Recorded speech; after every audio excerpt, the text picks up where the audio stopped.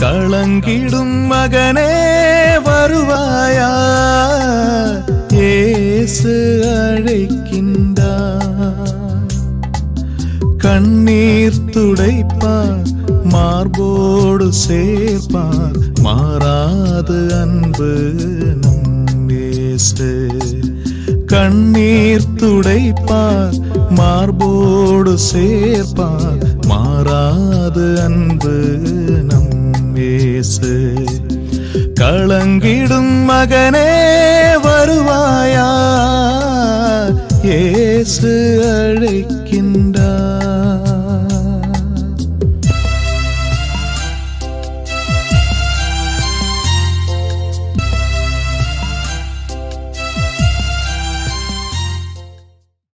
இயேசு கிறிஸ்துக்குள் பிரியமானவர்களே, ஆண்டவராய் இயேசு கிறிஸ்துவின் பரிசுத்தமுள்ள திருப்பெயரிலே நல்வாழ்த்துக்கள். இந்த நாட்களிலே ஆண்டவர் நமக்கு தருகின்ற வார்த்தையானது மிக மிக முக்கியமான வார்த்தை.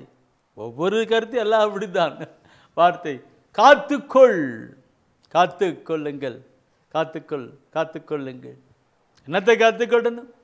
இன்னைக்கு நம்ம பார்க்குறோம், நம்முடைய பிள்ளைகள் பஸ்ஸில் என்ன வெளியே போகிறாங்கனாக்க, தம்பி பர்ஸெல்லாம் ஜாகிரதிரா, பாக்கெட்லாம் ஜாகிரதிரா, ஐடென்டி கார்டெலாம் ஜாகிரதி, பாஸ்போர்ட்லாம் ஜாகிரதி, நல்ல ஜாகிரதையை பார்த்துக்கோ சொல்லும். அவங்களுக்கு சில புத்திமதியாக சொல்லி அனுப்புகிறோம், பாதுகாத்து ஜாகிரதையாக போ, வேகம் இப்படிலாம் போ, அப்படிலாம் போன்னு அவங்களுக்கு சொல்லுவோம்.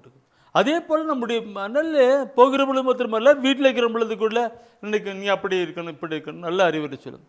சாதாரண நிலையிலே பெற்றோர்களாக இருக்கிற நாமளே நம்முடைய பிள்ளைகளுக்கு நல்லவர்களாக சொல்லி காத்துக்கோன்னு சொல்லி கொடுக்கிறோம், புத்திமதி சொல்லி கொண்டிருக்கிறோம். அப்படி என்றால் நம்ம எல்லாம் படைத்த ஆண்டவர் எவ்வளவு புத்திமதி சொல்வார்?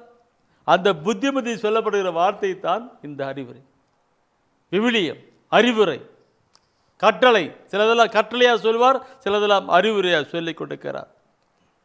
நல்லிலே பார்க்கிற பொழுது காத்துக்கொள் என்கிற ஒரு அறிவுரையான கருத்துக்களையும் அது கட்டளையாக கூட நாம் கொண்டு வரலாம். அதை நாம் பார்க்கிற பொழுது இந்த முதலாவது பிரியமானவர்களை தூய்மை பரிசுத்தத்தை குறித்து மிக தெளிவாக சொல்லுகிறார். முதலாவது நான் சிந்திக்கிறேன் பரிசுத்தை குறித்து. தூய்மையை காற்றுக்கொள், பரிசுத்தத்தை காத்துக்கொள் என்கிற ஒரு வார்த்தையை நமக்கு உணர்த்துகிறார். எப்படி? 1 தீமோத்தேயுவிலே 5ஆம் அதிகாரத்திலே 22வது வசனத்தை நீ படிக்கிற பொழுது அதில் சொல்லப்பட்டிருக்கிற வார்த்தை 1 தீமோத்தேயு 5ஆம் அதிகாரத்திலே 22வது வசனத்தை சொல்லுகிறார். புனித பவுலடிகள் தன்னுடைய சீடராய் இருக்கிற தீமோத்தேயுக்கு சொல்லுகிற வார்த்தை இது. அந்த சொல்லி கொடுக்கிற வார்த்தை அவருக்கு அல்ல, இன்று உங்களுக்கும் எனக்கு நம் ஒவ்வொருவருக்குமே பிரியமானவர்களே. 5:22 வாசிக்கலாம். அவசரப்பட்டு யார் மேலும் கைகளை வைத்து திருப்பணியில் அமர்த்தாதே, பிறருடைய பாவங்களில் பங்கு கொள்ளாதே, உன்னை தூய்மை உள்ளவனாக காத்துக்கொள். இதுல என்ன சொல்ல, யார் மீது கை வைக்காதுன்றா அது நிலையில வேற கருத்து. ஆனா அடுத்த பின்னாடி வருகிற ஒரு கருத்து நிபம், பிறருடைய பாவங்களில் பங்கு கொள்ளாதே, உன்னை தூய்மை உள்ளவனாக காத்துக்கொள்ளு. பிறருடைய பாவங்களை பங்கு கொள்ளாதே என்று சொல்லுகிற வார்த்தை நாம் சிந்திப்போமானால் மிக விளக்கமான ஒரு கருத்தாக இருக்கும். எப்படி சில பேர் சொல்லுவாங்கன்றிருக்கு, சிலர் குடிக்கிறான்னு வச்சுங்களேன், ஏன்டா குடிக்கிற இப்படிலாம், ஏன் குடிக்கிறது தப்பா? அதுக்கு ஏன்னா இப்போ மதுக்கடையெல்லாம் ஓப்பன் பண்ணிருக்கான் கவர்மெண்ட் ஓப்பன் பண்ணிருக்கிறா, குடிக்கூடாதா, குடி என்ன ஆகுது அப்படிலாம் சொல்லி குடிக்கிறதுக்கான காரியம் தப்பு. அவர் சப்போர்ட் பண்ணக்கூடாது, அவருக்கு சப்போர்ட் பண்ணக்கூடாது, அது தவறு அதுக்கு. சில வேலையில் என்ன பண்ணிக்கிறான், இப்போ தம்படி தண்டிக்கிறான், அவருக்கு ஏன் தம் அடிக்கூடாதா, அதுக்கு மனசில் ஏதோ பிரச்சனை அவன் தம்பி அடிக்கிறான். இப்படி ஏதாவது தவறு செய்கிறார்கள், பாவம் செய்கிறார்கள். அந்த பாவம் செய்கிறவர்களுக்கு நாம் சப்போர்ட் பண்ணக்கூடாது.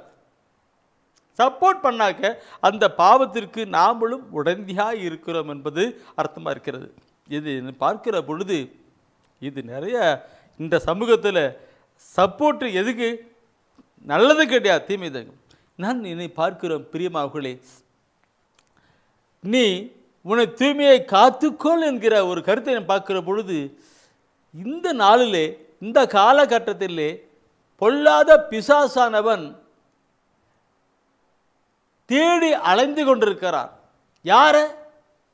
பரிசுத்தமாக யார் வாழ்கிறாங்களோ அவர்களை தேடி தேடி அலைஞ்சு கொண்டிருக்கிறான். புனித பேதுரு மிக தெளிவாக சொல்லுவார். 1 பேதுருவிலே 5ஆம் அதிகாரத்திலே 8வது வசனம் சொல்லுகிற பொழுது, குறிச்சுக்கிடுங்க 1 பேதுருவிலே 5ஆம் அதிகாரத்தில் 8ஆம் சொல்லுகிற பொழுது, யாரை விழுங்கலாம் என கர்ஜிக்கும் சிங்கம் போல, அவர் ஆரம்பம் சொல்வார், தெளிந்த மனதோடு விழிப்பாயிருங்கள், தெளிந்த மனதோடு விழிப்பாயிருங்கள். ஏனெனில் அழகையானவன் யாரை விழுங்கலாம் என கர்ஜிக்கும் சிங்கம் போல அலைந்து திரிகிறான் என்று. அப்போ அலைந்து திரிகிறது யாரை விழுங்கலான்னு? அழகை சார்ந்தவனுக்கு சேர்ந்து செய்யக்கூடாது. பாவத்தை வாழ்கிறவன் தேராது. பரிசுத்தமாக வாழ்கிறவர்கள் தான் அந்த பிசாசு தேடி அலைஞ்சு திரிஞ்சு கொண்டே இருக்கும். இதை நாம் பார்க்கிறோம் பிரியமானவர்களே. அந்த பொல்லாத பிசாசு அலைஞ்சு திரியுது என்று நான் சொல்லணும்.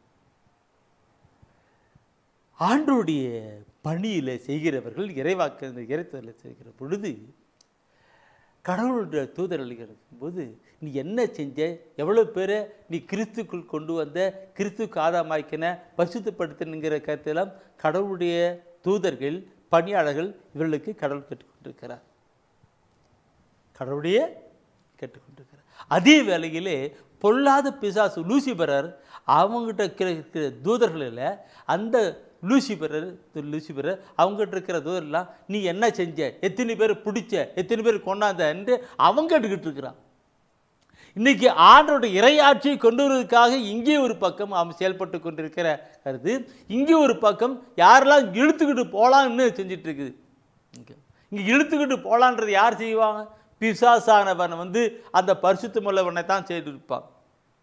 அழகை சார்ந்தவர்களை செய்வதில் இருந்து வெளி செய்யப்பட்டிருக்கிறது. இது ஒரு பயங்கரமான ஒரு கருத்து. என் அன்பானவர்களே, உன்னை தூய்மையா உள்ளவனாக காத்துக்கொள் என்கிற ஒரு வார்த்தை இன்று நம் ஒவ்வொருவருக்குமே நாம் பரிசுத்தத்தை காத்துக்கொள்ள வேண்டும். இந்த பரிசுத்தை காத்துக்கொள்ள கூடாதபடி பொல்லாத பிசாசானம் செய்கின்ற காரியங்கள் மிக மிக விசேஷமான காரியங்கள் இருக்கும். இன்னைக்கு நாம் பார்க்கிற பொழுது மார்க்கில் 7ஆம் அதிகாரத்தில் பார்க்கிற பொழுது, இன்னைக்கு இந்த காரியங்கள் எல்லாம் நடந்து கொண்டிருக்கிறது. இந்த உள்ளத்தில் ஒரு நிலையை கொண்டு வருகிற காரியம் தான். மார்க் 7ஆம் அதிகாரத்தில் 21 முதல் 23 வசனம், 22 அந்த வசனம் சொல்லுகிறது. இங்கே பாவத்தின் காரியங்கள்லாம் அப்படியே பெரிய பெரிய பெரிய பெரிய பட்டியலா போட்டு கொடுத்து சொல்லிட்டு வர்றாரு. அந்த 23வது வசனம் சொல்லுகிறது என்ன? தீயனவாகிய இவை அனைத்தும் என்னது? முன்ன சொல்ல பட்டியலாம் இவை தீயனவாகி இவையெல்லாம் அவை உள்ளத்திலிருந்து வந்து மனிதரை தீட்டுப்படுத்துகின்றன என்றார். மனிதனை தீட்டுப்படுத்துகின்றன என்றார். இல்லைங்களா? இவையெல்லாம் இன்னைக்கு சொல்றேன், இங்கிருந்து வந்துதான் எல்லாம் போயிட்டு அந்த பாவத்தை செய்ய வைக்கிறது.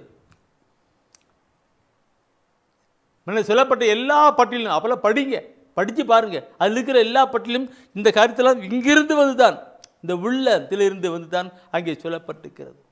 என் அன்பானவர்களே, பார்க்கணும். உள்ளத்திலே தூய்மை இருக்கப்பட வேண்டும். இங்கே ஆண்டவராகிய கடவுள் இருக்கப்பட வேண்டும். பரிசுத்த தேவாதி தேவன் இருக்கப்பட வேண்டும். தூய ஆவியானவர் இருக்கப்பட வேண்டும். அப்பொழுது நாம் பரிசுத்திலே இருக்க முடியும். மாறாக பொல்லாத பிசாசுக்கு கொஞ்சம் இடம் கொடுத்து விட்டால் அந்த பொல்லாத பிசாசு வஞ்சம் பண்ணி தந்தம் பண்ணி நம்மை எல்லாத்துக்கும் பாவத்துக்கு அடிமையாக்கி விடுவான். அதுதான் தெளிந்த மனதோடு கூட விழிப்பான் சொல்லப்பட்டிருக்கிறது. உன்னை பார்த்துக்கொள், உன்னை தூய்மையை காத்துக்கொள், உள்ளத்தை காத்துக்கொள் சொல்லப்பட்டிருக்கிறது. இந்த உள்ளத்தை காத்துக்கொள்னு பார்க்கிற பொழுது உள்ளத்தை மாத்திரமல்ல உடலையும் கூட நாம் பார்க்கணும். ஏன்னாக்க அந்த உடலிலே அந்த உள்ளத்தின் காரியங்கள் உடலிலே, உள்ளத்தின் காரியங்கள் உடலிலே காரியங்கள் உள்ளத்திலே. இதை நான் பார்க்கும் பொழுது நான் ஒரு பிடித்த எனக்கு தானியல் அது இந்த தானியல் வந்து கடவுளுடைய ஆவியை பெற்றிருக்கிற ஒரு மனிதன். அந்த கடவுளுடைய ஆவியை பெற்றிருக்கிற ஒரு மனிதனுக்குள்ளாக ஒரு நிலை என்ன எப்படி வருகிறது என்றால் வெளி காரியங்களை கொண்டு வந்து நாம் கொண்டு வரக்கூடாது என்ற உள்ளுணர்வு அவருக்குள் உண்டாகிறது. அதனால்தான் அவர் சொல்றாரு, தானியேல் ஆகமத்திலே 1 அதிகாரத்திலே 8வது வசனத்தை நீங்கள் படித்து பாருங்கள். அதில் சொல்லப்பட்டிருக்கிற வார்த்தை, தானியேல் தூயாவின் நிறைக்கப்பட்டிருக்கிற ஒரு மனிதன் அங்கே சொல்லுகிறது என்ன? அரசனது சிறு உணவினாலும் அவன் பருகி வந்த திராட்சை ரசத்தினாலும் தம்மை தீட்டுப்படுத்திக் கொள்ளலாகாது என்று தானியேல் தம் உள்ளத்தில் உறுதி செய்து கொண்டார். அவ்வாறே தாம் தீட்டுப்படாதிருக்க அலுவலர் தலைவனிடம் அனுமதி கேட்டார். அவர் கேட்கிறார், அந்த என்னைக்கு அரசனது சிறப்பு உணவிலும் அவன் பருகி வந்த திராட்சை ரசத்திலும் என்னைக்கு சாப்பாடு அது அப்படி போட்டால்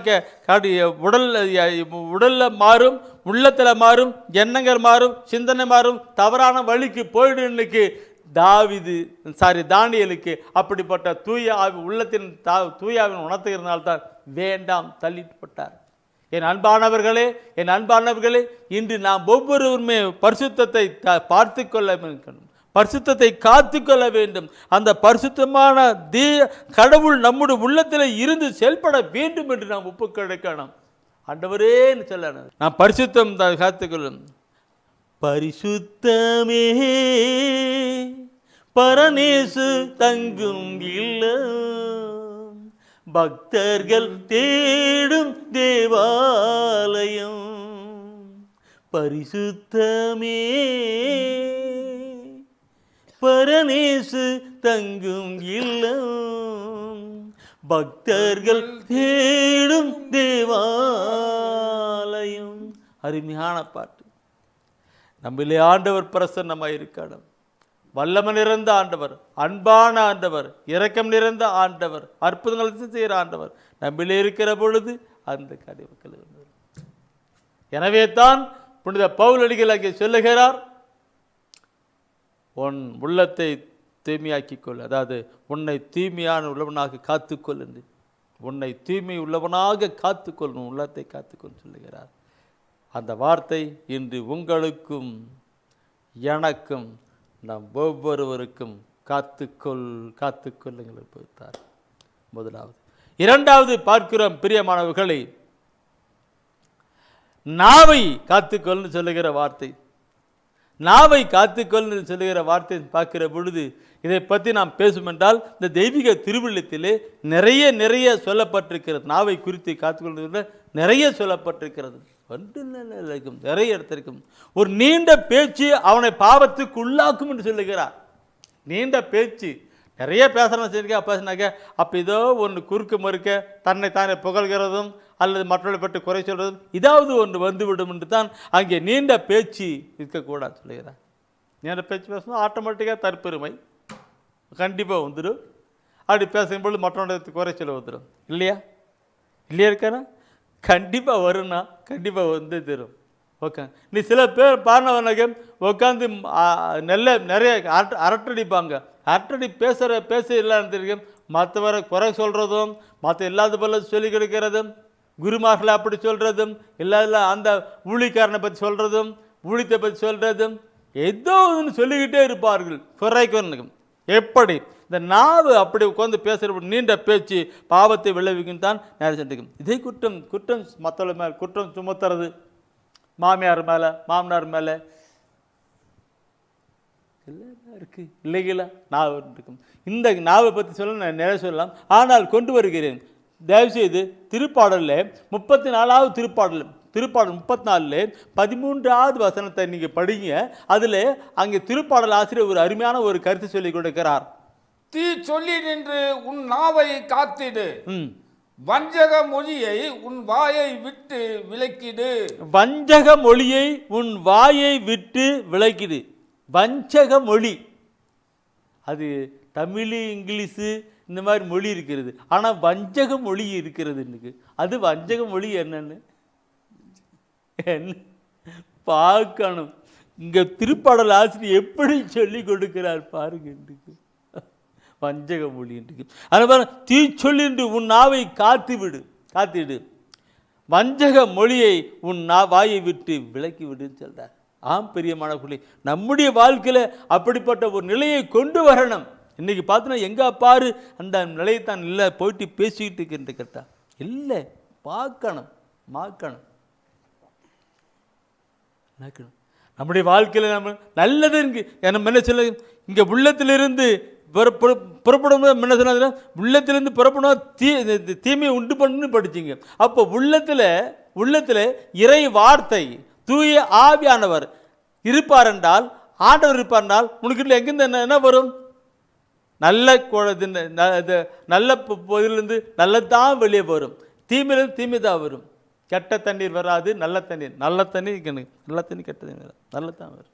என் அன்பானவர்களே, அப்படியாக நம்முடைய நாவை காத்துக்கொள் என்று ஆண்டவர் இந்த நாளில் சொல்லிக் கொண்டிருக்கிறார். நம் ஒவ்வொருவருக்கும் சொல்லுகிறது, உன் நாவை தீச்சொல்லிருந்து நாவை காத்து விடு.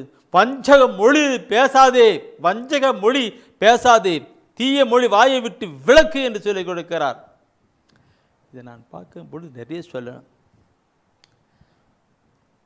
யாக்கோப்பு எடுங்க, தயவுசெய்து யாக்கோப்பு எடுத்து பாருங்க. யாக்கோப்பில் 3ஆம் அதிகாரத்தில் 8வது வசனம் எடுங்க.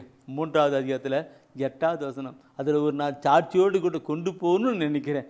ஏன்னா நான் வாழ்க்கையில் ஒரு அனுபவித்த ஒரு நிபந்தனை யாக்கோப் 3ஆம் அதிகாரத்தில் படிக்கிற பொழுது அங்கே சொல்லப்பட்டிருக்கும். நாவை அடக்க யாராலும் முடிவதில்லை, கட்டுப்படுத்த முடியாத அளவுக்கு அது கொடியது, சாவை விளைவிக்கும் நஞ்சு நிறைந்தது. என் அன்பானவர்களே, நான் முன்னமே சொன்னேன், இந்த வாசனை நாவை அடக்க யாராலும் முடிவதில்லை, கட்டுப்படுத்த முடியாத அளவுக்கு அது கொடியது, சாவை விளைவிக்கும் நஞ்சு நிறைந்ததுன்னு சொல்லப்பட்டிருக்கிற வார்த்தை நான் படிக்கிற பொழுது யாக்கோப் அந்த வார்த்தையை எந்த நிலையிலே எப்படி உணர்ந்து சொல்லியிருப்பார், எழுதியிருப்பார் பாருங்கள். இன்னைக்கு இங்கிருந்து வருகிறதெல்லாம் இங்கிருந்து மனசுல தோன்றுச்சு, நான் சொன்னேன் பேசினேன் என்றாங்க இல்லைங்களா? அப்போ உள்ளத்தில் இருந்து வருவதெல்லாம் நன்றாக இருக்கப்பட வேண்டும்.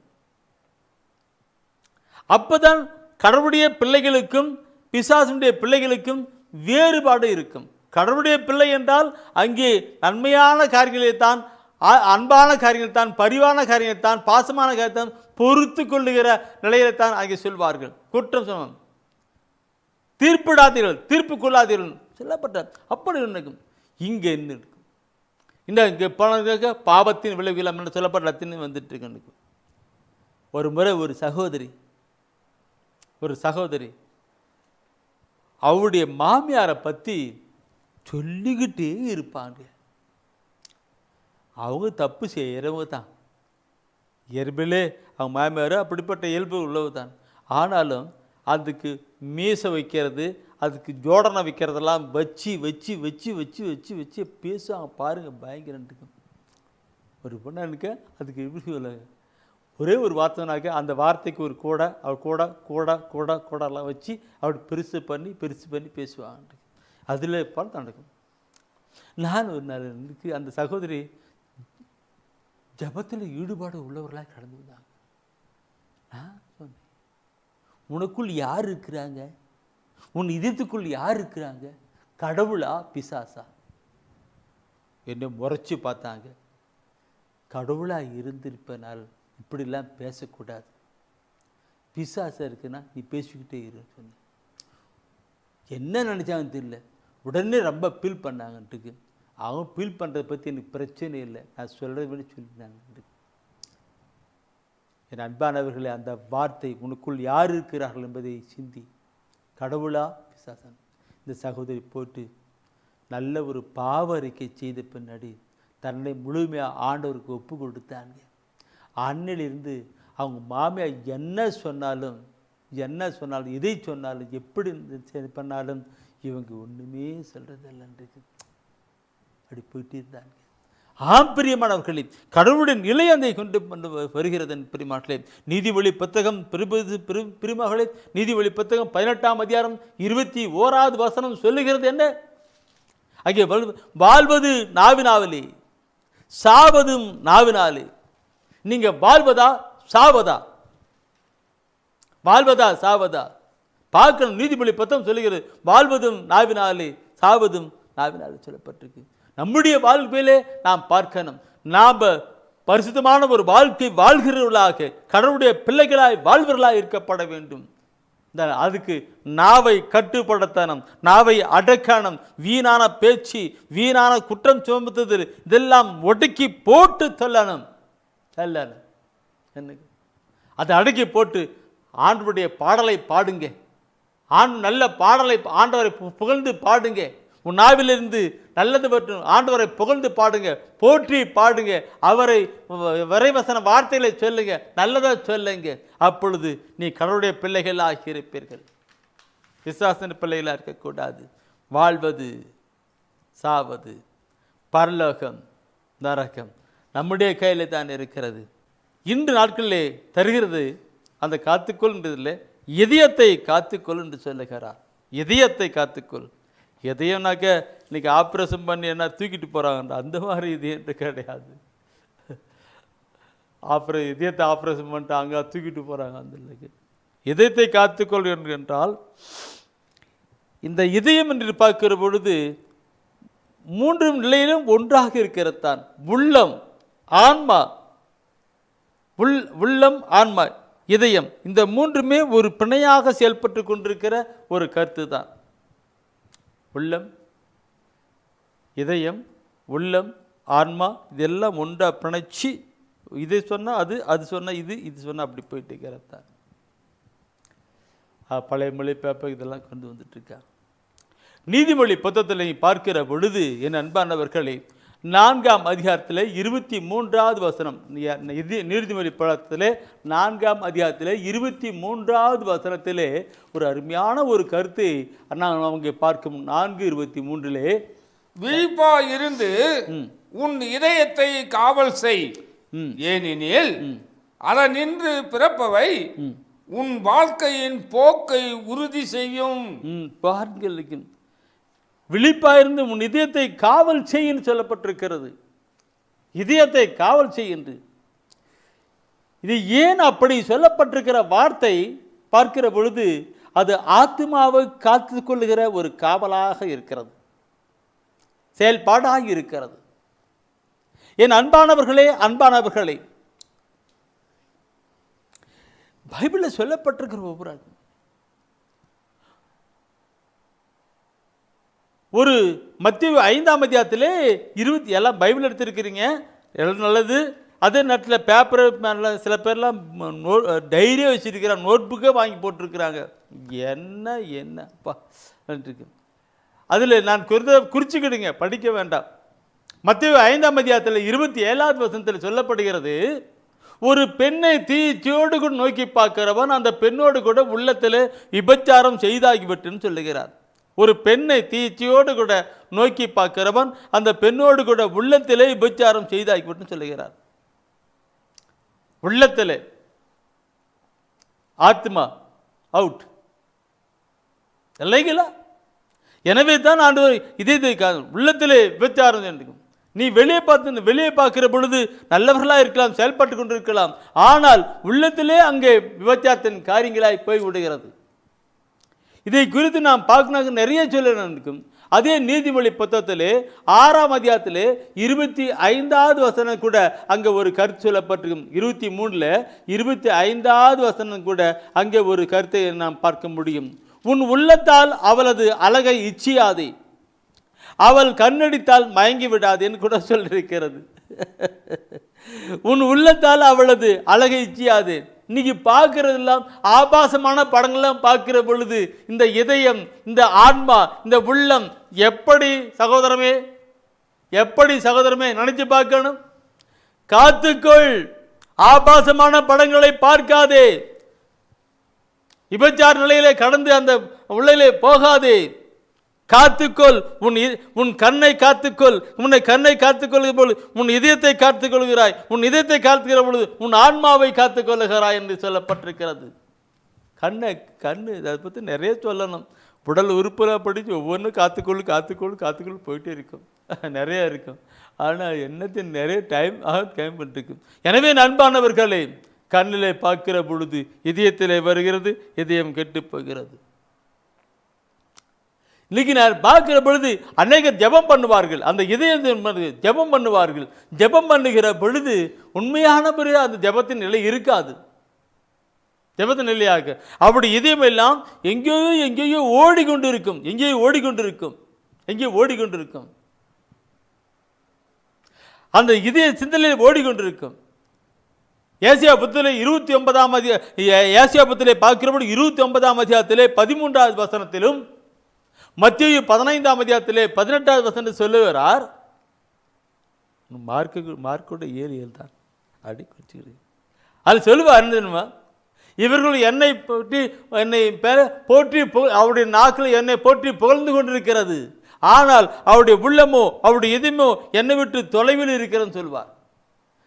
என்னை விட்டு அவருடைய உள்ளமோ அவருடைய உதடுகளோ என்னை போற்றி புகழ்ந்து அது பாடிக்கொண்டிருக்கிறது, ஆனால் அவருடைய இதயமோ உள்ளமோ என்னை விட்டு தொலைவில் இருக்கிறது, தொலைவில் இருக்கு. அதை எப்பவுமே பாதுகாத்து உடலும் உள்ளமும் ஆன்மாவும் எல்லாம் இணைந்துதான் ஆண்டவரை போற்றி புகழ்ந்து அவரை பாடணும். உன் இதயத்தை காத்துக்கொள். தாவீது பரிசுத்த ஆவியால் நிரப்பப்பட்ட ஒரு மனிதன், அவர் நல்ல பாடுகிற ஒரு மனிதன், நல்ல செயல்பாடு எல்லாம் இருந்தது. ஆனால் எப்போ ஒரு தவறான ஒரு இச்சை உணர்ந்ததோ, அந்த பார்க்கக்கூடிய வந்ததோ, அப்போ இருந்து அவர் சொல்லுகிறது வார்த்தை பார்க்கணும். சென்னைக்கும் திருப்பாடலே 51வது திருப்பாடலே 3வது வசனம் சொல்லுவார். யாருன்னா எடுத்து நீ படிக்கிறீங்களா, படிச்சு பாருங்க, அது நான் சொல்கிற கருத்தை நீ பார்க்கணும் இருக்கும். ஏசியா இந்த திருப்பாடல 51 மண்டாட்டு தான், பாவத்துக்காக மண்டாட்டு தான். அதில் 3வது வசனம் சொல்லுவார். என்ன சொல்லுவார்னா, என் குற்றங்களை நான் உணர்கின்றேன், என் பாவம் எப்பொழுதும் என் மன கண்முன் நிற்கின்றது. என் பாவம் எப்பொழுதும் என் மனக்கண் நிற்கிறது. அன்னைக்கு நடந்த நிகழ்வுல அப்படியே நிற்குதான். ஆண்டவரை நிற்கல, ஆண்டவரை பார்க்க முடியல, மாறாக யாரை பார்க்கறதுக்கு அங்க நடக்கப்பட்ட நிகழ்வுலாம் அங்க பார்த்துட்டே இருக்காங்க. இப்படிப்பட்ட இதய சிந்தனைகளாம் சிதறப்போகக்கூடாது, பிரியமானவர்களை, போகக்கூடாது. எரேமியாவில் சொல்லுகிற பொழுது, எரேமியாவில் புத்தகத்தில் சொல்லுகிற பொழுது, என் அன்பானவர்களே, என் அன்பானவர்களே, எரேமியா புத்தகத்திலே 17ஆம் அதிகாரத்திலே, எரேமியா புத்தகம் 17ஆம் அதிகாரத்திலே 9-10 வசனம், 9 குறிச்சிக்கிடுங்க, அதில் சொல்லப்பட்டிருக்கும், அதில் கருத்துக்கள் இருக்கு. 10வது வசனத்தை சொல்லப்பட்டிருக்கிற வார்த்தை நாம் பேகலாம். 9வது வசனம் படிங்க, படிங்க, படிங்க. இதயமே அனைத்திலும் வஞ்சகம் மிக்கது, இதயமே அனைத்திலும் வஞ்சகம் மிக்கது, அதனை நலமாக்க முடியாது, அதை நலமாக்க முடியாது, அதனை யார் தான் புரிந்து கொள்வார், அதை யார் தான் புரிந்து கொள்வார்கள். ஆண்டவராகிய நானே இதய சிந்தனைகளை ஆய்பவர், இதய சிந்தனை ஆய்பவர், உள்ளுணர்வுகளை சோதித்து அறிபவர், ஒவ்வொருவரின் வழிகளுக்கும் செயல்களின் விளைவுக்கும் ஏற்றவாறு நடத்துபவர். பார்த்துக்கிடுங்க என் அன்பானவர்களை. இன்னைக்கு பிரசங்கம் பண்ணுகிற நான் நல்ல பிரசங்கம் பண்ணலாம், அறிவுரை சொல்லலாம், நல்லா பாடலாம், ஜெபிக்கலாம், ஓகே. ஆனால் இங்க இருக்கிற காரியங்களை யாரு பார்க்கறது? ஐயா மேல அவர் தான் பார்க்கிறார். உள்ளங்கள் எண்ணங்களை சிந்தனை ஆய்ந்திருக்கிறார் அவர். இந்த உள்ளத்தின் எண்ணங்கள் எல்லாம் தூய்மையாய் இருக்கப்பட வேண்டும். தூய்மை இல்லை என்றால் ஆண்டவர் தூக்கி விசிறி போற்றுவார். பிரியமானவர்களே, பயம் இருக்கணும், தெய்வ பயம் இருக்கணும். ஆண்டவருக்கு முன்னாடி நாம் பயம் இருக்கும் பொழுதுதான் நம் இதயத்தை காத்துக்கொள்ள முடியும். இதெல்லாம் சொல்லுனாக்க என்னைக்குன்னு பெரிய சொல்லலை, ஆண்டவருடைய மகிமைக்கான காரியத்தை சொல்லுகின்றேன். பிரியமானவர்களே, நம்முடைய வாழ்விலே நம் இதயத்தை நாம் காத்துக்கொள்ள வேண்டும் என்பது மிக மிக அவசியமாக இருக்கிறது. நாம் வெளியே நல்லவனாக இருக்கலாம், வெளியே நினைக்கும் வெள்ளடிக்கப்பட்ட கல்லறையாக நாம் இருக்கலாம், வெள்ளடிக்கப்பட்ட கல்லறையாக இருக்கக்கூடாது. நல்ல ஜெபிக்கிற வெள்ளையப்பட்டு இருக்கலாம், வெள்ள பார்க்கணும். இதயத்தை பார்க்கிறார் ஆண்டவர். நம்முடைய வாழ்விலே நம் சொல்லிலே செயல்பாடுகளே எல்லாம் இங்கிருந்தான் புறப்படும் சொல்லும்போது இங்கே தூய்மை இருக்கப்பட வேண்டும். நிறையா சொல்லிக்கிட்டு போயினாக்கிற அறிவுரையாக போயிட்டு இருக்கும். இதே பாரு பிரதர், தாக்குறதான் வேலை. அதுக்குதான் கடவுள் இந்த ஊழியத்தை கொடுத்திருக்கிறார். மக்கள் மனம் திரும்புவதற்காகத்தான், மக்கள் ஆண்டவர் பக்கம் வருவதற்காகத்தான் இந்த ஊழியம். ஏதோ மேலு பூசி மைக்குவர்களை குத்தி கிழிக்கப்பட வேண்டும், சீல் பிதுக்கப்பட வேண்டும் என்பதுதான் அவருடைய ஊழியம். எல்லாம் மனமாறி ஆண்டவரிடம் வரணும் என்பதுதான் அவருடைய காரியங்களாக இருக்கிறது. பிரிய மாணவர்களே, தாவீது பாவம் செய்தார். அபிஷேகம் செய்யப்பட்ட தாவீது பாவம் செய்தார். உடனே கடவுள் இறைவாக்கினை அனுப்பினார். தாவீது, நீ இப்படி தவறு செய்து விட்டாய் என்று சொல்லி காட்டினார்.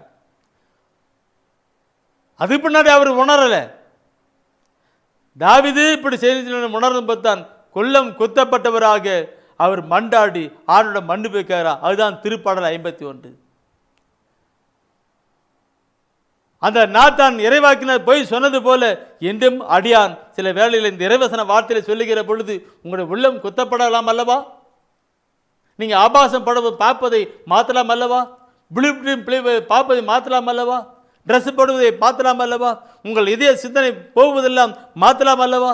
அதற்காகத்தான் ஆண்டவர் நாளிலே இப்படிப்பட்ட ஒரு கருத்தை, காத்துக்கொள், உன் தூய்மையை காத்துக்கொள், பொல்லாத பிசாசானவன் உன்னை வஞ்சிக்காதபடி பார்த்துக்கொள், உன் நாவை காத்துக்கொள், உன் இதயத்தை காத்துக்கொள் என்று நம்மோடு கூட சொல்லுகிறார்.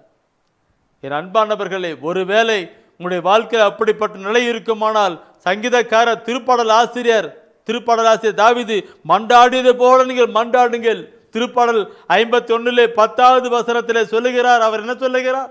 அந்த வசனத்தில் சொல்லுகிற பொழுது, ஆண்டவரே புதியதோர் உள்ளத்தை என் இதயத்திலே படைத்திருளுங்க. ஆண்டவர் தூய்மையான ஆவி எனக்கு கொடுங்க, புதுப்பிக்கின்ற ஆவி தாங்க, உற்சாகமான ஆவியை கொடுங்க, நான் நல்லவனா மாடணும் ஆண்டவரை செயல்படணும். அவர் மண்டாடினார். மண்டாடுங்க. கடவுள் எசேக்கியேல் புத்தகம் 11ஆம் அதிகாரத்திலே சொல்லப்பட்டபடி 11 எசேக்கியேல் 36:26 சொல்லப்பட்டு அந்த நிலையெல்லாம் அந்த இதயத்தையெல்லாம் தூக்கி போட்டு ஒரு புதிய இதயத்தையும் புதிய ஆவியும் கொடுத்து உங்களை காப்பாற்றுவார், உங்களை நடத்துவார். எசேக்கியேல் 36:26 சொல்லுது போல, அங்கே சொல்லப்பட்டது போல ஆக எல்லாம் மாற்றி கொடுப்பார். தாவீது மண்டாடி போல மண்டாடும். First point. சரி, அடுத்த பாயிண்ட் நான் சொல்லுகிற பார்க்கணும். ஒவ்வொன்றுக்கும் இது சொல்லுகிற பொழுது எனக்குள்ளாக நிறைய அழுத்தங்கள், பாரங்கள் என்னீர்கள். எபேசியர் புத்தகம் தான் எடுங்க. எபேசியர் புத்தகம் 4ஆம் அதிகாரத்தில் 3வது வசனத்தை படிங்க. அமைதியுடன் இணைந்து வாழ்ந்து தூய ஆவியார்களும் ஒருமைப்பாட்டை காத்துக்கொள்ள முழு முயற்சி செய்யுங்கள். பெருபாடுங்க. இன்றைக்கு அமைதியுடன் இணைந்து வாழ்ந்து தூய ஆவியார்களும் ஒருமைப்பாட்டை காத்துக்கொள்ள முழு முயற்சி செய்யுங்கள் என்று புனித பவுலடிகள் எபேசியர்களுடைய திருமக்களுக்கு அங்கே அழகாக குறிப்பிடுகிறார். இன்றைக்கு கடவுளுக்காக அர்ப்பணம் பண்ணிட்டு சில வந்திருக்கிறார்கள். அவர்களுடைய வாழ்க்கையை பார்க்கிற பொழுது எல்லாம் பிரிவினை பிளவாயிருக்கிறது.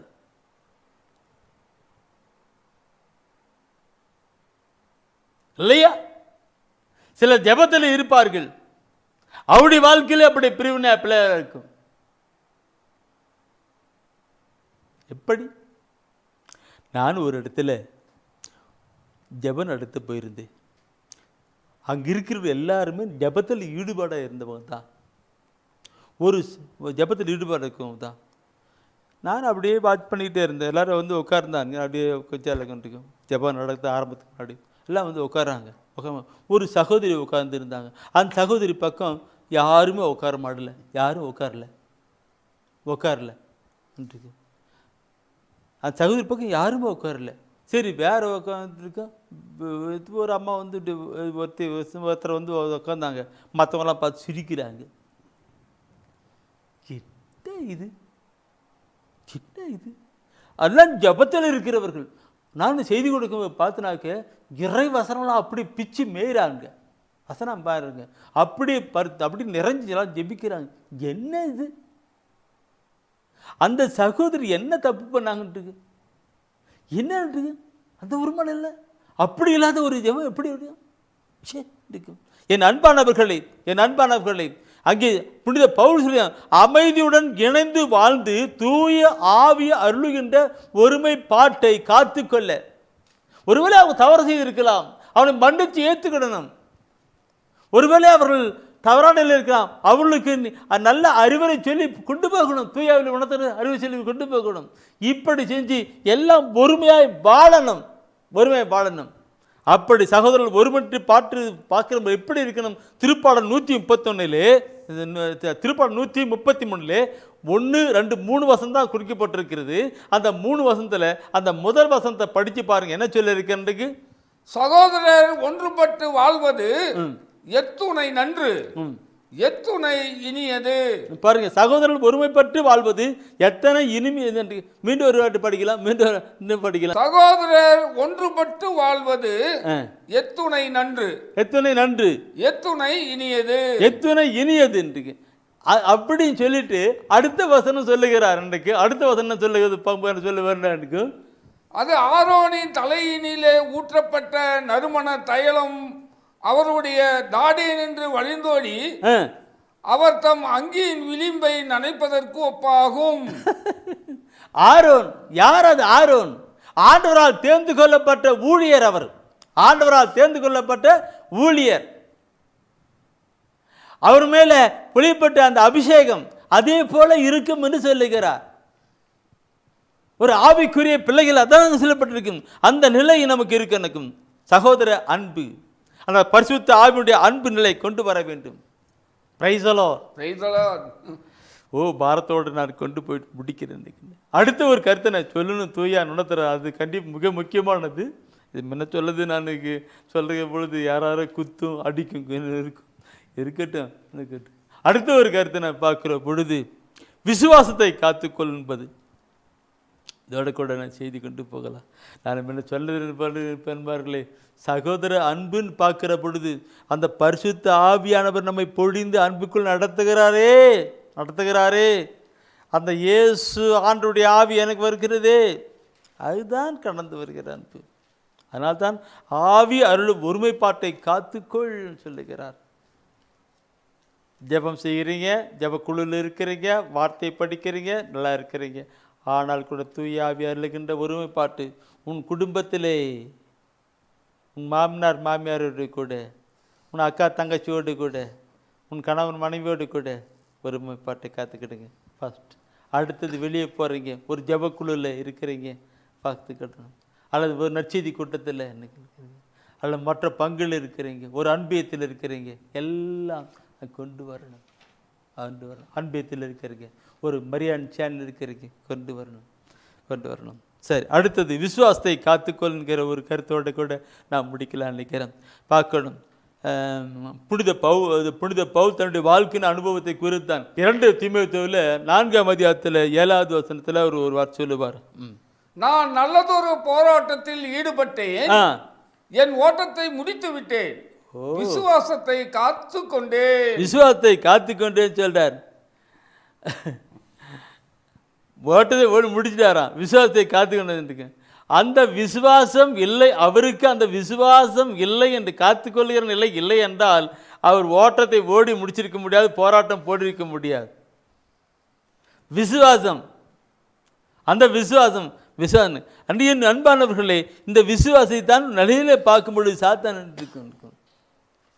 நாம் இதில் பார்க்கும் பொழுது அந்த என் நிலையை நான் கொண்டு வருகிறேன். விசுவாச நிலையை பார்க்கும் பொழுது பொல்லாத பிசாசானம் சோதிக்கிறவனாக இருப்பான். யோபுடைய வாழ்க்கையில் நான் அதிகம் சொல்லிட்டு இருக்கேன். யோபுடைய வாழ்க்கையில் பார்க்கிற பொழுது அவன் நீதிமானாக இருந்தான், அவனை பொல்லாத பிசாசு சோதித்து விசுவாசத்துக்கு முடி அவருடைய மனைவிலாம் சொல்லி போனாங்க. இல்லை, அவரை விடுங்க. ஆண்டவர் இயேசு கிறிஸ்து மனமாறி வருகிற பொழுது, அந்த மனமாறி பதில் அவர் திருமுழுக்கு பெற்று கடந்து வருகிற பொழுது உடனே சோதிக்கப்படுகிறது. இல்லைங்களா? சோதிக்கப்படுகிறது. பிசாசான ஒவ்வொன்று சோதிக்கிற ஒரு பெரிய போராட்டமாக நடந்து கொண்டு இருக்கிறது. என் அன்பானவர்களே, அவற்றையெல்லாம் விசுவாசத்திலே தான் போராட்டத்திலே வெற்றி பெறுகிறார். பவுலடிகள் தன்னுடைய வாழ்க்கையின் அனுபவத்தை சொல்லிக் கொடுக்கிறார். நான் நல்லதொரு போராட்டத்தில் ஈடுபட்டேன் என்று. நல்லதொரு போராட்டத்திலே, அது என்ன போராட்டம்? கடவுளுக்கும் பிசாசுக்கும் உள்ள போராட்டமாய் இருக்கிறது.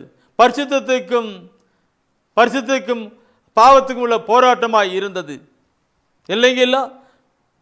நாவை காத்துக்கொள்ளுகிற போராட்டத்தில் இருந்தது, இதயத்தை காத்துக்கொள்ளுகிற போராட்டத்தில் இருந்தது. எல்லாத்திலும் அவர் காத்து விசுவாசத்தில் கடந்து வந்தார். என் ஆண்டவர் என்னோடு கூட இருக்கிறார்கள். போராட்டம் பொல்ல என்று விசுவாசத்தை காத்து கொண்டு விசுவாசம் மிக முக்கியமாக இருக்கிறது. எந்த விதம் என் ஆண்டவர் என்ன ஒரு சூழ்நிலை இருந்தாலும், எப்படிப்பட்ட ஒரு சூழ்நிலை இருந்தாலும் என் ஆண்டவர் என்னோடு கூட இருக்கிறார், எனக்குள் இருக்கிறார், அவரே என்னை வழிநடத்துகிறார். அவர் இருக்கும்.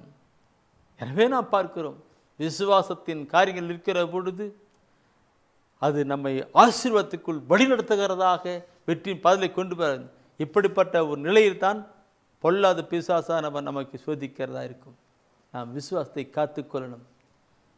எத்தனை பிரச்சனை, எத்தனை போராட்டங்கள், எத்தனை கவலைகள், எத்தனை கண்ணீர்கள் வந்தாலும் என் ஆண்டவர் என்னோடு கொண்டு இருக்கிறார், மரித்து வீத்து வாழ்ந்து கொண்டிருக்கிற இயேசு என்னோடு கொண்டிருக்கிறார் என்கிற உள்ளுணர்வு நமக்குள் வர வேண்டும். அது விசுவாசம் வருகிற பொழுது நாம் காத்து கொண்டவர்களாக வாழ்வுப்பட்டவர்களாக இருக்க முடியும். ஜெபிப்போம். விசுவாசத்தினால் நீதிமான் பிழைப்பான், விசுவாசியே பதராதே. விசுவாசத்தினால் நீதிமான் பிழைப்பான், விசுவாசியே பதராதே. கலங்காதே திகையாதே விசுவாசியே, கலங்காதே திகையாதே விசுவாசியே. கல்வாரி நாயகன் கைவிடாரே, விசுவாசத்தினால் நீதிமான் பிழைப்பான், விசுவாசியே பதராதே. தந்தை தாய் என்னை வெறுத்திட்டாலும், பந்த பாசங்கள் அருந்திட்டாலும், தந்தை தாய் என்னை வெறுத்திட்டாலும், வந்த பாசங்கள் அருந்திட்டாலும், நிந்தை தாங்கிட்ட தேவன் நம்மை சொந்த கரங்களால் அணைத்துக் கொள்வார். விசுவாசத்தினால் நீதிமான் பிழைப்பான், விசுவாசியே பதராதே. விசுவாசத்தினால் நீதிமான் பிழைப்பான், விசுவாசியே பதராதே. ஆமாண்டவரே, விசுவாசம், உன்னுடைய விசுவாசம் உன்னை குணமாக்கிற்று என்று சொல்லி, ஆண்டவரே விசுவாசத்தின் வல்லமையை வெளிப்படுத்திய எங்கள் ஆண்டவரே, உம்மை நன்றியோடு உம்மை துதிக்கிறோம். ஆண்டவரே, இதோ இந்த நாளுக்காக நன்றி செலுத்துகிறோம். காத்துக்கொள்ள வேண்டியவற்றை காத்துக்கொள்ள வேண்டும் என்று ஆண்டவரே, இதோ இந்த நாளில் இந்த விடுதலை செய்த வழியாக எங்களுக்கு ஆண்டவரே நீர் கொடுத்திருக்கிறீர் சுவாமி. எங்கள் இதயத்தை காத்துக்கொள்ளவும் ஆண்டவரே, நாங்கள் எப்பொழுதும் ஒருமைப்பாட்டுடன் இருந்து ஆண்டவரே உமது ஆசீர்வாதத்தை பெற்றுக்கொள்ளவும் ஆண்டவரே, உம்மீது கொண்டுள்ள விசுவாசத்தை நாங்கள் எப்பொழுதும் காத்து கொள்ளவும் இதோ இந்த நாளிலே எங்களுக்கு சொல்லியிருக்கிறீர் சுவாமி. நன்றி செலுத்துகிறோம். இதோ இந்த நாளிலே இந்த விடுதலை செய்தியின் வழியாக ஆண்டவரே எல்லா மக்களையும் ஆசீர்வதித்துக் கொண்டு இருப்பதற்காய் நன்றி செலுத்துகிறோம். ஆண்டவரே ஒப்பு கொடுக்கிறேன். அருமையாக இந்த விடுதலை செய்தியை கேட்டுக்கொண்டு இருக்கிற ஒவ்வொருவரும் ஆசீர்வதிப்பீராக. ஆண்டவரே, அவர்களுக்கு என்ன தேவையோ அவற்றை நீ ஆண்டவரே ஆசீர்வதித்து கொடுக்கும்படியாய் ஜெபிக்கிறோம். ஆண்டவரே, ஆண்டவரே அவர்களுடைய உடலையும் உள்ளத்தையும் ஆன்மாவையும் காத்துக்கொள்ள ஆண்டவரே அவர்களுக்கு சக்தியும் ஆற்றலையும் தரும்படியாய் ஜெபிக்கிறோம். எங்கள் அருமையேசுவின் ஈடிணையற்ற அற்புத நாமத்தில் ஜெபிக்கிறேன் நல்ல தந்தையே, ஆமென். அரியே வாழ்க ஆண்டவரும் உடனே, பெண்களிலே நீர் பேரு பெற்றேரும் மகனும் வாழியவே. பரிசுத்த மரியாயே எங்கள் பரமனின் தாயாரே, பாவிகள் எங்களுக்காய் பரமனை மன்றாடும். இப்போதும் நீர் மன்றாடும், எப்போதும் நீர் மன்றாடும். தீமைகள் நெருங்கையிலே பரமனை மன்றாடும். மரணம் வருகையிலே எம்மை தாங்கும் அம்மா.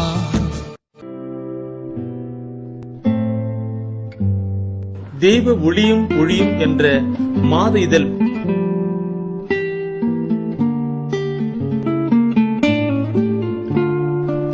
எமது டிவைன் ஊழியத்தின் வழியாக வெளியிடப்படும் தெய்வ ஒளியும் ஒளியும் என்ற மாத இதழ் பெற வேண்டும் என்றால் சரியான முகவரியை அனுப்புங்கள். புத்தகங்கள் அனுப்பி வைக்கின்றோம். எங்கள் ஊழியங்களுக்காக ஜீவியுங்கள். ஆண்டவர் உணர்த்துகின்ற காணிக்கையால் தாங்க.